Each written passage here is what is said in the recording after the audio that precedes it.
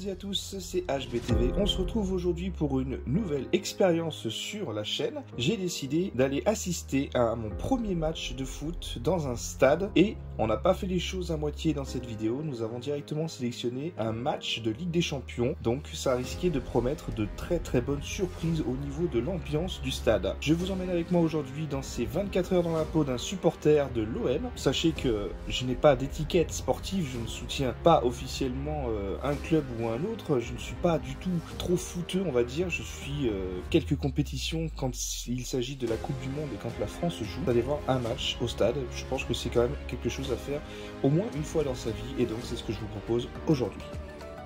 J'avais une question messieurs sur la technicité des joueurs. Est-ce que vous pouvez reconnaître les capacités techniques des autres joueurs des autres équipes malgré qu'ils ne soient pas partis de vos couleurs? Mais absolument, en gros, je t'explique. On sait très bien qu'il y a des bonnes équipes, que ce soit à Lyon ou à Paris, elles sont compétitives, il y a des bons joueurs, mais comme ils jouent dans des équipes qui sont pas nos alliés, nos amis, tu vois, et ben on préfère qu'ils jouent là-bas. Et ces joueurs-là, on reconnaît qu'ils sont bons, mais qu'ils restent là-bas, qu'ils ne viennent pas à Marseille. C'est aussi simple que ça, gros. Et ça vous aiderait pas à avoir une meilleure équipe niveau technique? On trouve les joueurs qu'il faut, on fait confiance à Don Pablo. Don Pablo. Vous avez la même expression sur cette question Est-ce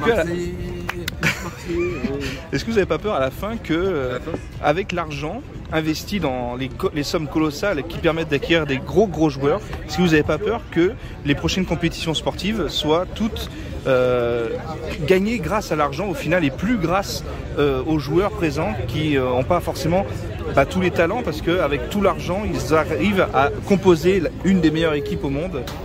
Je parle notamment du PSG bien entendu. Écoutez-moi monsieur Poivre d'Arror. Oui. Votre question est un peu longue. Oui. En gros, pour faire simple, pour schématiser, est-ce que l'argent investi dans les gros clubs n'est pas là pour pourrir l'esprit du jeu en lui-même? Est-ce qu'il n'y a pas un déséquilibre au niveau argent d'avoir des équipes qui ont un énorme budget, qui peuvent avoir les meilleurs joueurs de la planète, et derrière qui vont avoir des joueurs certes bons, mais qui n'ont pas forcément le niveau technique de ces grandes stars du foot? Mais bien l'écharpe là. C'est chiant.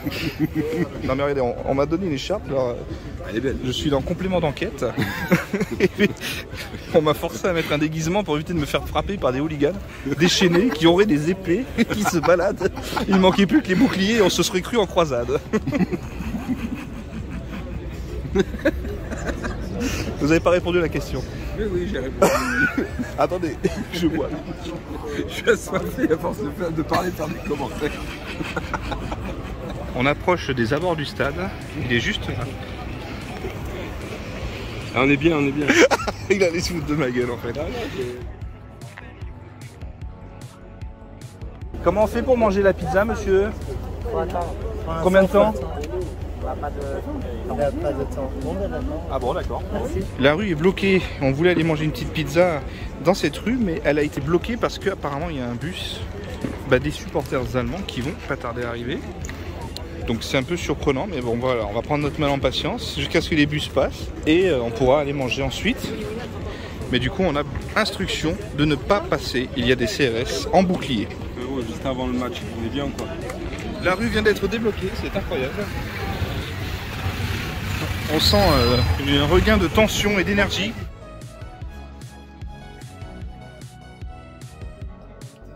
Donc voilà, ça c'est la petite pause manger. On prend des forces pour aller en donner aux joueurs. Donc ça c'est le rituel des fans. Vous voyez, toute la terrasse est remplie de bleu et blanc. C'est magnifique. On a une bonne adresse en plus là. C'est la Pizzalino. Donc alors 24 heures dans la peau d'un supporter, on peut voir qu'il y a un stade sous haute pression, un match sous haute pression pardon, parce que c'est on a choisi le match avec un gros enjeu parce que c'est le retour de la Ligue des Champions de Marseille. Alors nous sommes toujours en immersion 24 heures dans la peau d'un supporter. Comment il s'appelle l'autre là, de la Villardière? Alors on commence à sentir quelques pressions, quelques tensions avec quelques gyrophares qui se mettent en route.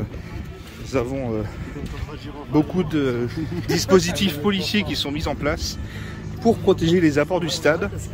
Et il y a actuellement un gros dispositif policier qui est mis en place. Alors on s'est mis dans la peau d'un supporter avec toute la panoplie, histoire de se fondre encore plus dans la masse. Et on va bientôt se rendre dans le stade. C'est assez innovant, comme c'est la première fois que j'assiste à un match. Et quel match, puisque c'est un match de Ligue des Champions, donc c'est pas un petit match, le stade va être vraiment rempli. Et donc on y va. On est à quelques heures du coup d'envoi, c'est quand même assez tôt, mais il faut vraiment venir tôt. Tout à l'heure il y avait des bruits de feux d'artifice, des pétards, pour mettre un peu dans l'ambiance. Et là ça y est, c'est parti. Tous les week-ends, après il va t'appeler, il va dire ah, t'as le billet, on va voir lui. On entend déjà ce qui se passe. Donc c'est la toute première pour moi. On va présenter les billets et c'est parti. Je vous reprends juste après.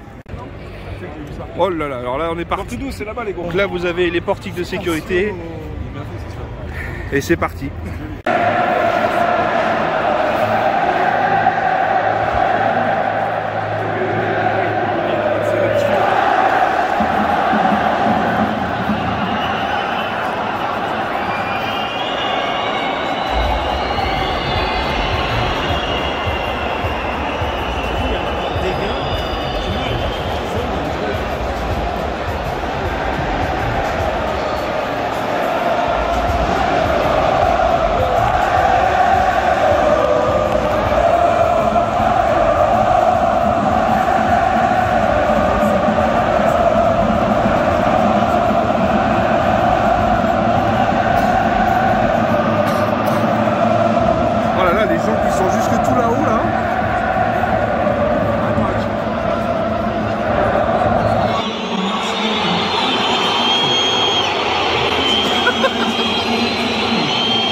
Il est 19h31. Il va falloir patienter, hein. C'est 21h le coup d'envoi, mais il fallait venir avant. Il y a déjà quand même énormément de monde. Quand je vois le terrain d'ici, j'ai l'impression qu'il est vraiment beaucoup plus petit qu'à la télé, c'est dingue. C'est la première impression que ça me fait. Et en revanche, à l'inverse, les tribunes me paraissent surdimensionnées et immenses. Même derrière, on voit, elles sont tout en haut, il y a des gens. Elles sont vachement hautes, ça contient énormément de monde.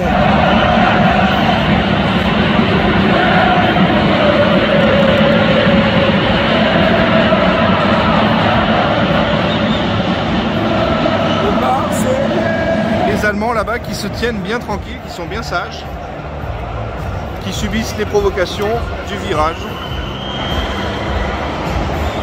Ça va être dingue, hâte que ça commence. Allez, on vous reprend dès que le stade sera un peu plus rempli.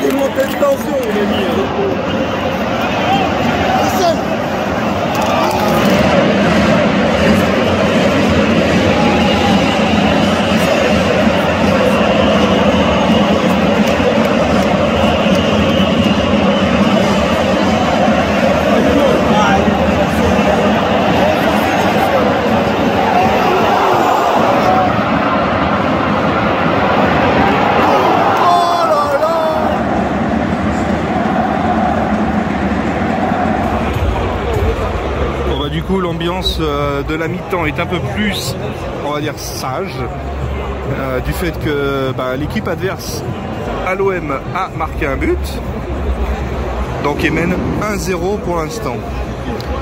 Et du coup c'est très très calme dans les tribunes, on peut le comprendre.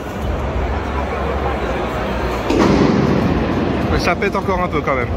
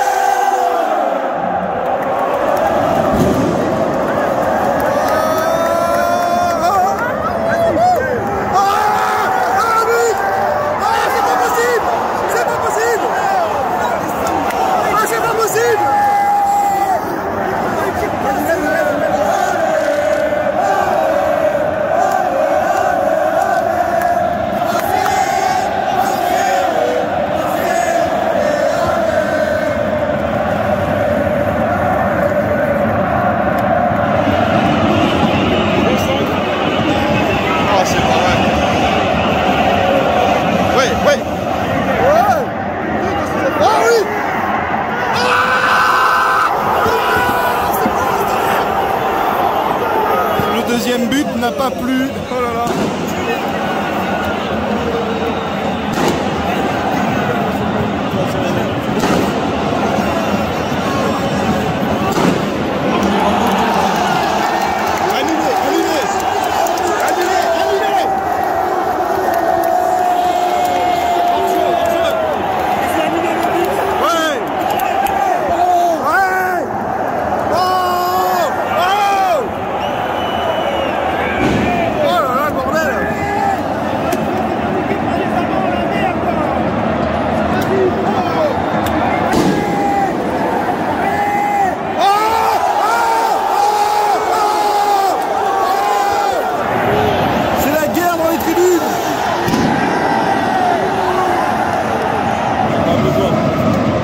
Là-bas, hein, ça n'arrête pas.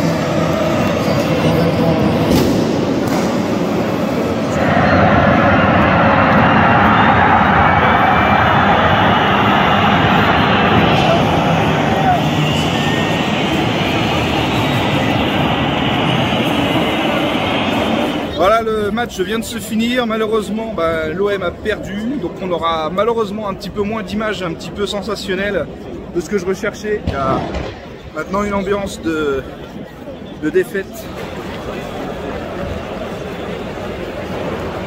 Est-ce que tu as un petit commentaire à faire sur le match? La merde, chaque fois en Ligue des Champions, on perd des points. Quoi. Dès qu'on joue Ligue des Champions, c'est pas joué. Alors, qu'est-ce qui s'est passé alors du coup? Un manque peut-être de technique? Je sais pas, ils sont chiés dessus. Un manque de cohésion peut-être? Ils se sont chiés dessus. Ils se sont chiés dessus? Ils se sont chiés dessus, ils n'ont pas assez poussé. C'est dommage. Voilà, cette vidéo commence à toucher à sa fin. On ne pouvait malheureusement pas prévoir le résultat du match, qui malheureusement a été décevant pour l'OM, puisque l'équipe a perdu 1 contre 0 contre Francfort. L'ambiance était quand même vachement présente, puisque c'est un club qui est énormément soutenu. Les supporters ont vraiment un amour assez puissant envers leur club. J'ai pu le constater dans les tribunes. C'est vrai que ça fait une ambiance avec des frissons quand il y a les chants retentissent dans le stade. Et c'était un petit peu ça que j'étais venu chercher en expérience, cette ambiance qu'on ne retrouve nulle part ailleurs, et pas surtout dans son canapé devant la télé. C'est vrai qu'on ne peut pas ressentir tout ça. C'est une expérience qui est pour moi réussie, parce que l'ambiance était quand même vraiment présente malgré cette défaite. Merci à tous d'avoir suivi cette vidéo. On se retrouve à très bientôt sur la chaîne HBTV pour de nouvelles aventures. Ciao. On est habillé en bleu et blanc. C'est ça. Parce que Marseille et le rouge, nous, on le rend vert. Coupe.